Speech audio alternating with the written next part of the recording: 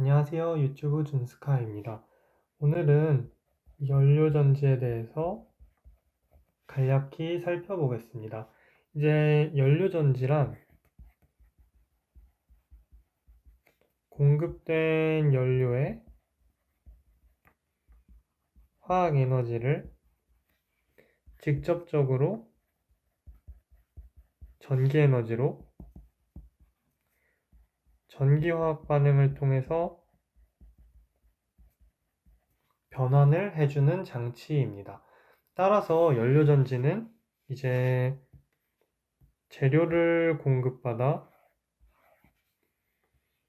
물건을 생산을 하는 공장에 비유할 수 있습니다.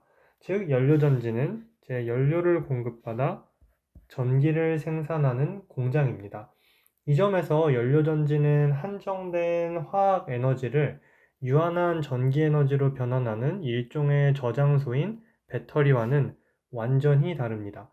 연료전지는 연료를 공급받는 한 지속적으로 전기 에너지를 출력합니다. 이는 연료를 공급받는 한 지속적으로 회전 에너지를, 메카니컬 에너지를 출력하는 내연기관과 성격이 같습니다. 즉, 연료의 화학 에너지를 전기 에너지로 전기화학 반응을 통해 변환을 해주면 연료전지, 연료의 화학 에너지를 연소를 통해 메카니컬 에너지로 변환을 해주면 내연기관이라고 생각을 할 수가 있습니다.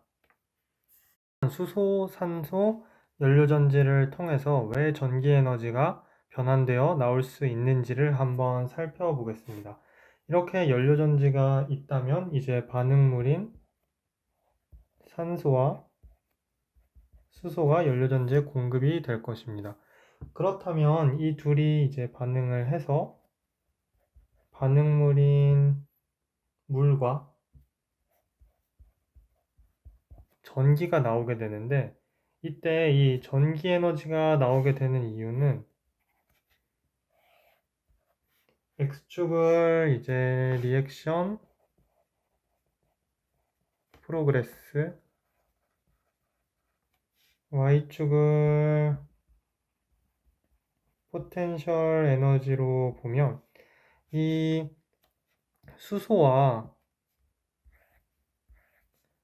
산소가 각각 가지고 있는 이 결합 에너지보다 이제 이 활성화 장벽을 넘고 나서 이 반응물인 H2O가 갖고 있는 결합 에너지가 이 처음에 반응물인 수소와 산소 각각이 갖고 있는 결합 에너지보다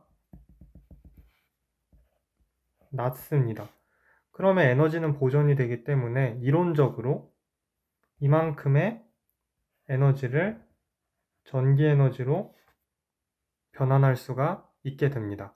따라서 연료전지는 이처럼 반응물을 전기화학 반응을 통해 일부의 에너지를 전기 에너지로 직접 변환을 해주게 됩니다. 황산 용액에 두 개의 백금 전극이 박혀 있는 간단한 수소, 산소 연료전지를 살펴보겠습니다.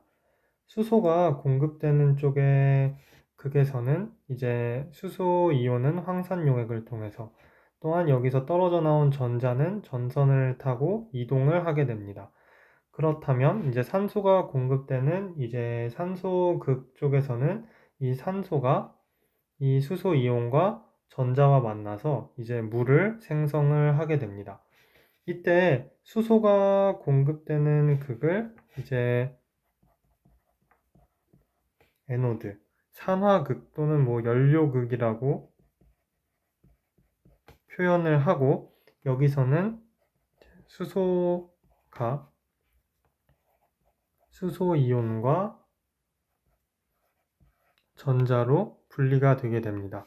그럼 산소가 공급되는 극에서는 보통 수소와 공기로 작동이 되는 연료전지의 경우에는 공기극이라고 표현도 하는데, 뭐 이 경우에는 뭐 산소를 공급했으니 뭐 산소극이겠죠. 여기서는 산소가 수소 이온과 전자와 만나 물을 생성을 하게 됩니다. 보통 이제 에노드와 캐소드는 이제 이런 표현보다는 이제 산화극, 캐소드는 환원극이라는 표현을 사용을 하게 됩니다. 연료전지의 반응은 크게 4단계로 구분지어서 볼 수가 있습니다. 일단 1단계의 경우에는 이제 연료전지로 반응물이 전달이 되게 됩니다. 이제 여기를 전해질 이쪽이 산화극, 이쪽이 환원극이라고 봤을 때 이제 연료전지로 반응물이 전달이 된다라는 의미는 반응물인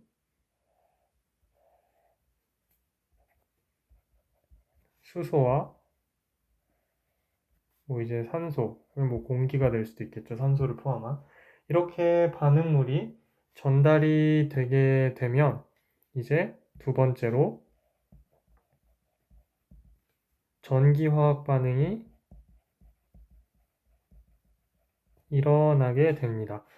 그렇다면 이제 이렇게 1단계에서 반응물이 공급이 되었으니 이제 여기 포러스 일렉트로드, 이제 다공성 평판 연료전지에서 이제 다공성 전극에서 이제 이런 식으로 전기화학 반응이 일어나게 됩니다. 이제 전기화학 반응이 일어났으면 이제 세 번째로 전해질을 통해서는 이온이, 그 다음에 외부 회로를 통해서는 전자가 전달이 되게 됩니다.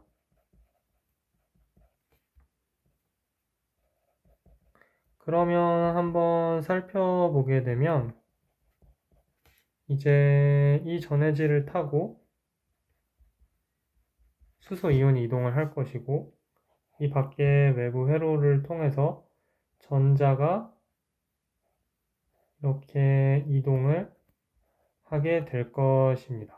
그러면 통상 전자의 이동 방향의 반대 방향이 전류의 방향이기 때문에 실제로 전류의 방향은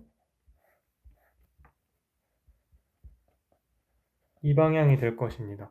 전류는 플러스에서 마이너스로 흐르기 때문에 따라서 연료전지에서 캐소드가 플러스, 환원극이 플러스, 에노드, 산화극이 마이너스 극을 띠게 됩니다. 그러면 이제 마지막 4단계를 살펴보면 4단계에서는 이제 연료전지로부터 생성물, 그러니까 물이 제거가 되게 됩니다. 그럼 이제 여기서 뭐 이렇게 사실 뭐 물뿐만 아니라 반응 못한 산소도 뭐 이렇게 물과 함께 나갈 거고 여기도 반응 못한 수소도 이렇게 나가겠죠. 뭐 실제로 이렇게 수소를 밖에다가 내보내기까지 하지 않겠지만 그래서 이런 식으로 연료전지의 반응은 크게 4단계로 나눠서 볼 수가 있습니다. 연료전지의 특성을 볼 때 가장 중요한 것이 이제 IV 곡선입니다. IV 곡선은 X축은 보통 이제 전류 밀도, Y축은 셀 전압으로 구성이 됩니다. X축을 다시 살펴보면 내연기관에서 엔진 부하를 볼 때 배기량의 무관하게 보기 위해 이제 민 이펙티브 프레셔 MEP를 사용한 것처럼 연료전지 또한 이제 연료전지의 크기와 무관하게 특성을 보기 위해 이제 단위 면적당 전류인 전류 밀도를 주로 사용을 합니다. 이제 후에 이야기를 더 세밀하게 하겠지만 연료전지의 경우에는 이제 이론적으로는 전류 밀도와 상관없이 같은 전압을 낼 수가 있습니다. 하지만 실제로 연료전지 같은 경우에는 절대로 이러한 전압 특성을 가지지 못하고 이렇게 전류 밀도가 높아짐에 따라 셀 전압이 낮아지게 됩니다. 한번 이 의미에 대해서 다시 생각을 해보면 이제 우리가 흔히 쓰는 전류의 단위 암페어가 이제 쿨롱 퍼 세크죠. 즉 전자의 흐름인데 이 전자는 이제 연료 1몰당 그 수가 한정되므로 제 셀 전압이 낮아져서 저 전력 밀도는 이제 이렇게 표현을 할 수가 있을 테니까 셀 전압이 낮아져서 전력이 낮아진다는 것은 효율 감소를 의미합니다. 그러니까 실제로는 이만큼이 로스가 되겠죠.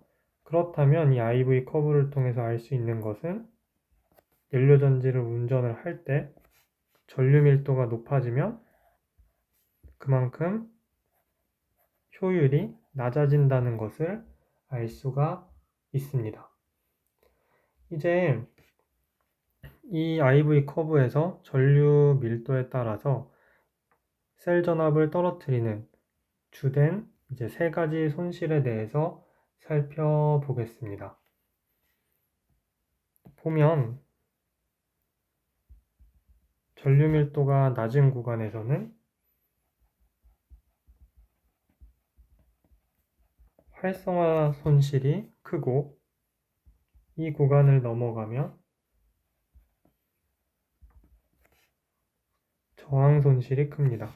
또한 이제 이 구간을 넘어서 높은 전류 밀도로 운전을 하게 되면 물질 전달 손실이 이제 주된 영향을 미칩니다. 이제 활성화 손실을 한번 살펴보면 활성화 손실은 이제 반응물이 반응을 할 때 활성화 장벽을 넘은 반응물들만 반응에 참여를 하는데 아까 전에 이제 이런 일반적인 화학 반응 그래프를 그렸죠. 그러면 이때 이게 이제 활성화 장벽, 활성화 에너지가 되는데 이제 반응물들이 즉 공급된 모든 반응물들이 활성화 에너지 이상을 이제 갖게 되면 다 반응에 참여할 테니 액티베이션 로스가 없을 텐데 그럴 수가 없기 때문에 일부 반응물들은 반응에 참여를 하지 못해서 액티베이션 로스가 생기게 됩니다. 저항 손실 같은 경우에는 사실 뭐 저항 손실에 영향을 미치는 많은 요소가 있지만 주된 저항 손실은 전해질 내에 이온이 이동할 때 생기는 저항에 의해 발생합니다. 이제 반응의 완성은 이제 전해질을 통해 이동된 이온이 이제 외부 회로를 타고 넘어온 전자와 다시 만나서 생성물을 만들어야 완성이 되는데 전해질 내에서 이온의 이동이 저항 때문에 원활치 못하기 때문에 이제 이러한 오밍 로스, 저항 손실이 발생을 하게 됩니다. 물질 전달 손실 같은 경우에는 전기화학 반응이 이제 일어나는 곳에 충분한 반응물, 이제 뭐 수소, 산소, 연료전지라면 수소와 산소가 되겠죠. 그러니까 전극에 수소와 산소가 정말 충분하게 공급이 돼야 되는데 이제 원활하게 공급이 되지 못해서 발생하는 손실입니다. 따라서 실제 셀 전압은 연력학적 이론 셀 전압에서 액티베이션 로스 빼고 오밍 로스도 빼고 물질 전달 로스, 뭐 매스, 뭐 이렇게 트랜스포트 뭐 이렇게 써도 되고 아니면 이제 농도 손실, 뭐 이제 콘센트레이션 로스를 뺀 값으로 정의를 할 수가 있습니다. 그렇다면 이제 생각을 하기에는 아니 그러면 전류 밀도가 낮으면 효율이 좋으면 전류 밀도 낮은 데에서만 운전하면 되지 않냐? 뭐 이렇게 생각을 하실 수도 있지만 실제로는 그렇게 운전을 하기는 불가능합니다. 이제 왜냐하면 아까 전에 이제 뭐 전력 밀도는 이제 뭐 전류 밀도 곱하기 셀 전압이라고 말씀을 드렸는데, 그럼 이제 이렇게 생겼을 텐데 여기서 이렇게 운전을 하면 문제가, 전압은 높은데 잘못 그렸죠? 이렇게 되면 안 되고,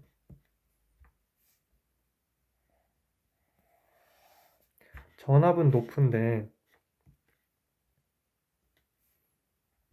전류 밀도가 워낙 낮기 때문에 실제로 파워 덴시티는 상당히 낮습니다. 그럼 파워 덴시티는 이제 그려보면 이러한 특성을 갖는데, 따라서 무한히 큰 연료전지를 만들 수는 없기 때문에 적절한 전류 밀도에서 원하는 출력을 낼 수 있는 어느 점을 찾아서 이제 이런 영역에서 운전을 하게 됩니다. 오늘은 연료전지에 대해서 이제 간략하게 서론을 이야기를 드려봤습니다. 다음 시간에 조금 더 연료전지에 대한 자세한 이야기를 함께 나눠보도록 하겠습니다. 감사합니다.